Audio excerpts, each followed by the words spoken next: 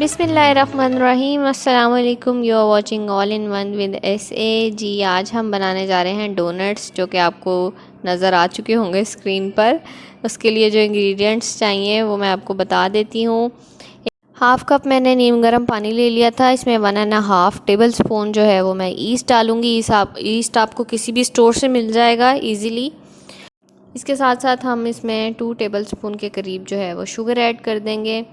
मैंने 2 table spoon add की है, आप अपने हिसाब से भी डाल सकते हैं। 1 पिंच ऑफ सॉल्ट भी इसमें ऐड कर देंगे और इसको जो है वो अच्छे से मिक्स कर लेंगे। नीम गर्म पानी इसलिए लिया है कि ईस्ट का जो काम है वो तेज़ हो जाए। और इसमें जो है मैं 2 से 3 ड्रॉप्स जो हैं वो वनीला एसेंस के डालूँगी। ये भी ऑप्शनल है, एक फ़्लेवर अच्छा देता है इसलिए मैं यूज़ कर रही हूँ, अदरवाइज़ आप इसको स्किप भी कर सकते हैं। वनीला एसेंस डालने के बाद इसमें मैं मैदा डाल दूँगी। 2 कप मैंने प्लेन फ्लोर लिया था, मैदा, उसको अच्छे से छान लिया था। इसको डाल देंगे इसमें और फिर अच्छे से इसको जो है वो मिक्स करेंगे। इसके साथ साथ ही मैं इसमें एक अंडा डाल दूँगी। अंडा आपने फ्रिज का ठंडा नहीं लेना, उसको रूम टेम्परेचर पर वार्म कर लेना है और फिर उसके बाद यूज़ करेंगे। एक अंडा डाल देंगे और फिर जो है इसको हाथ से अच्छे से गूंद लेंगे। और अगर पानी रिक्वायर्ड हो तो आप डाल लें, अगर या इसके अलावा आप दूध भी ऐड कर सकते हैं इसमें। जी, तो मैंने इसको अच्छे से गूंद लिया है। आप देख सकते हैं हमारी डो कितनी अच्छी सी गुन गई है। अब इसको जो है हम 2 घंटे के लिए तकरीबन जो है वो छोड़ देंगे ताकि हमारी डो जो है वो राइज़ हो जाए। इसको मैंने कवर कर दिया था। जी, तो टाइम हमारा हो चुका है। अब इसको चेक कर लेते हैं कि हमारी डो कैसी लग रही है। जी, ये बहुत अच्छे से राइज़ हो चुकी है। अब इसको जो है हम काउंटर पे ले आएंगे। थोड़ा सा जो है मैदा नीचे लगा लेंगे ताकि ये चिपके ना काउंटर पर। इसको थोड़ा सा सेट कर लेंगे, हाथ से मल कर थोड़ा सा इसको और प्लेन कर लेंगे। मैदा लगाते जाएंगे और इसको बिल्कुल स्मूथ डो की फॉर्म में कर लेंगे ताकि ये जो है चिपकना बंद हो जाए। और इसकी जो है फिर हम एक बड़ी सी रोटी बेल लेंगे।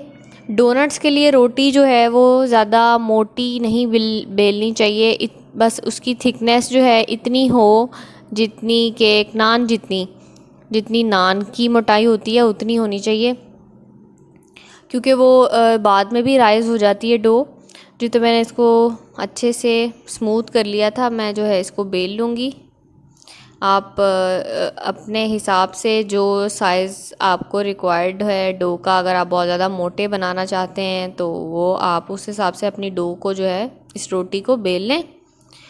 और डोनट्स बनाने के लिए जो है आप कोई कटर भी यूज़ कर सकते हैं। मार्केट में डोनट कटर बहुत इजीली अवेलेबल होते हैं, आप उससे भी बना सकते हैं। अगर आपके पास कोई कटर नहीं है तो आप ग्लास ले सकते हैं, कोई भी ग्लास की मदद से। और जो बीच का होल है डोनट्स का वो आप किसी भी बॉटल कैप की मदद से कट कर सकते हैं। मेरे पास डोनट कटर है, मैं उससे कट कर रही हूँ डोनट्स, इससे बहुत इजीली कट हो जाते हैं। तो आप जो है वो कुछ भी यूज़ करके इस शेप के डोनट्स जो हैं वो कट कर लें। मैंने जी ये सारे डोनट्स इसी तरह कट कर लिए हैं इस कटर के साथ। और बाकी जो डो बीच में से बच जाएगी उसको हम दोबारा से कलेक्ट कर लेंगे और दोबारा से इसका एक पेड़ा बना लेंगे। और इसको जो है हम दोबारा से बेल कर स्मूथ सा बेल लेंगे रोटी की तरह दोबारा, और दोबारा इसके फिर से डोनट्स बनाएंगे। ये अमल हम तब तक करेंगे जब तक हमारी डो जो है वो कम्प्लीटली ख़त्म ना हो जाए। हम इसको जो है दोबारा कलेक्ट करते जाएंगे और दोबारा बेल कर जो है इसके डोनट्स बनाते जाएंगे।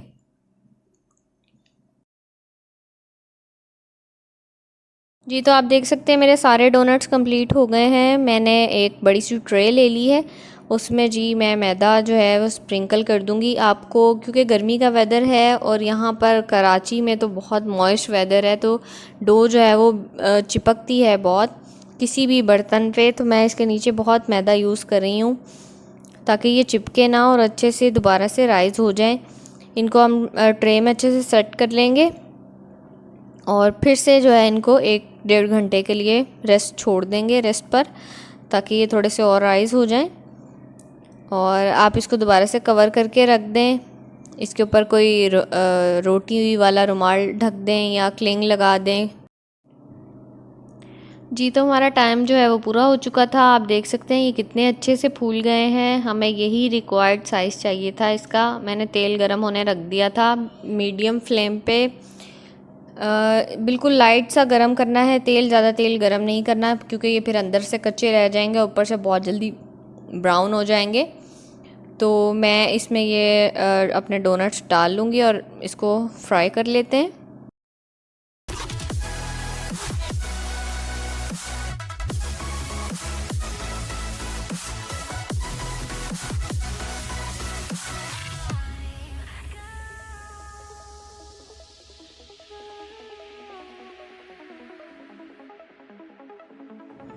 اس کو کانٹے کی مدد سے آپ پلٹتے رہیں۔ جی تو آپ دیکھ سکتے ہیں اس کا کلر کتنا پیارا آ گیا ہے۔ میں نے اس کو ٹرن کر دیا تھا، نیچے سے ابھی اس کا کلر باقی ہے۔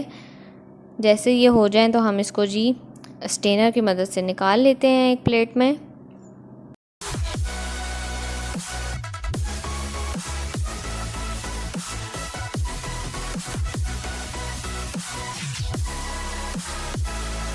جی جناب، یہ میں نے ڈش آؤٹ کر لی ہیں۔ اب اس کے اوپر میں نے آئسنگ شوگر لی ہے، اس کو میں نے چھلنی میں ڈال لیا ہے اور اس کو میں اس پر اسپرنکل کر دوں گی۔ آپ چاہیں تو اس کے اوپر کنڈینس ملک بھی لگا سکتے ہیں میٹھا کرنے کے لیے۔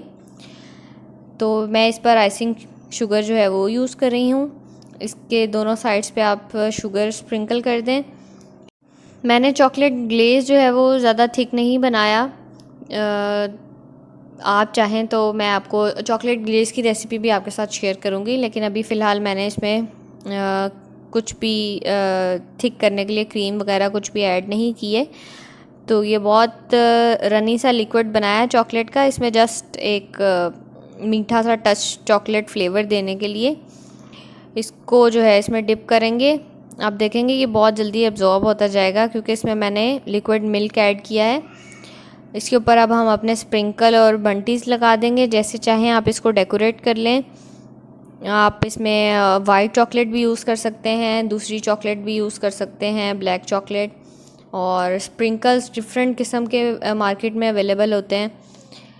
جی تو میں آپ کو ایک یہ دکھاتی ہوں یہ اندر سے کیسا لگ رہا ہے۔